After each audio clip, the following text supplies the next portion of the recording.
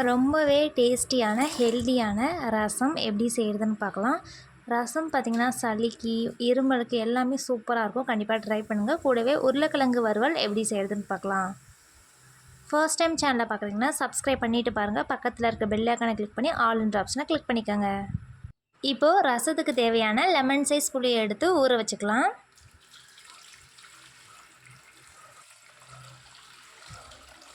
புளி நல்லா ஊறட்டும் ஒரு 10 நிமிஷம். அதுக்குள்ளாட்டி மசாலாலாம் ரெடி பண்ணிடலாம்.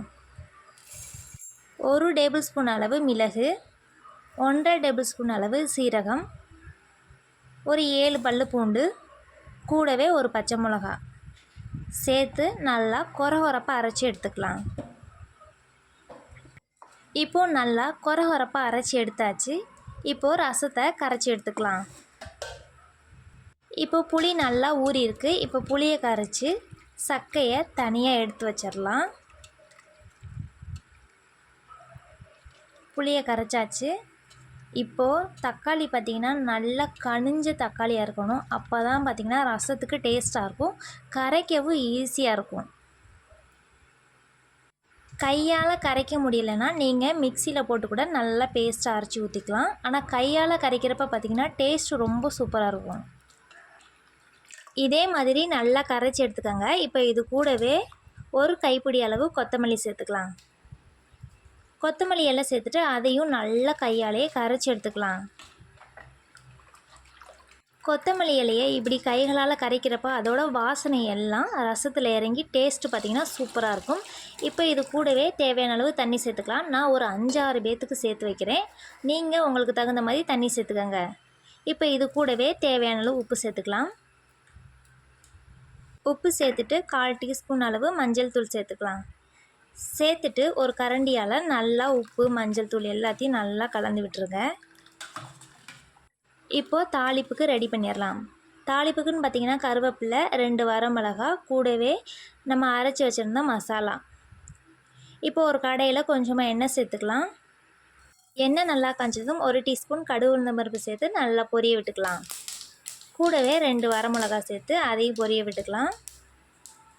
ஒரு கொத்து கருவேப்பிலை, நம்ம அரைச்சி வச்சுருந்த மசாலா, 1/4 டீஸ்பூன் அளவு பெருங்காயம் சேர்த்துட்டு நல்லா வதக்கி விட்டுக்கலாம். எண்ணெயில் ஒரு நிமிஷம் நல்லா வதக்கி விட்டுக்கலாம். வாசனை நல்லா வந்தோடனே நம்ம கரைச்சி வச்சுருக்க ரசத்தை சேர்த்துக்கலாம்.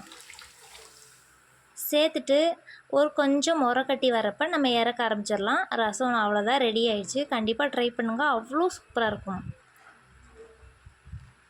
இது கூடவே உருளைக்கிழங்கு பொரியல் வச்சு சாப்பிட்றப்ப டேஸ்ட் ரொம்ப நல்லாயிருக்கும். அடுத்து நம்ம உருளைக்கிழங்கு பொரியல் எப்படி செய்கிறதுன்னு பார்க்கலாம். இது ரசத்துக்கு பார்த்திங்கன்னா ரொம்ப டேஸ்ட்டாக இருக்கும். இந்த பொரியல் ஒரு 5 நிமிஷத்தில் செஞ்சு முடிச்சிடலாம். வாங்க எப்படி செய்கிறதுன்னு பார்க்கலாம். ஒரு கடையில் கொஞ்சமாக எண்ணெய் சேர்த்துக்கலாம். எண்ணெய் நல்லா காய்ஞ்சதும் கடுகு உளுந்த பருப்பு, கூடவே ஒரு கொத்து கருவேப்பிலை, அதுக்கப்புறம் உருளைக்கிழங்கை இந்த மாதிரி நீட்டமாக கட் பண்ணி வச்சுருக்கேன். ஒரு 3 உருளைக்கிழங்கை நான் கட் பண்ணி வச்சுருக்கேன். இது ஒரு 5 பேர் சாப்பிட்லாம். இப்போ இது கூடவே 1 டீஸ்பூன் அளவு உப்பு சேர்த்துக்கலாம். உப்பு சேர்த்துட்டு வதக்கிட்டு ஒரு 2 நிமிஷம் மூடி வேக வச்சுக்கலாம். இப்போ ஓரளவுக்கு வெந்து வந்திருக்கு. இப்போ இது கூடவே 1 டீஸ்பூன் அளவு மல்லித்தூள், 1 டீஸ்பூன் தனி மிளகாய் தூள் சேர்த்துட்டு நல்லா கலந்து விட்டுறலாம். நல்லா மசாலா எல்லாத்தையும் நல்லா மிக்ஸ் பண்ணி விட்டுட்டு இதையும் மூடி ஒரு 5 நிமிஷம் நல்லா வேக வச்சுக்கலாம்.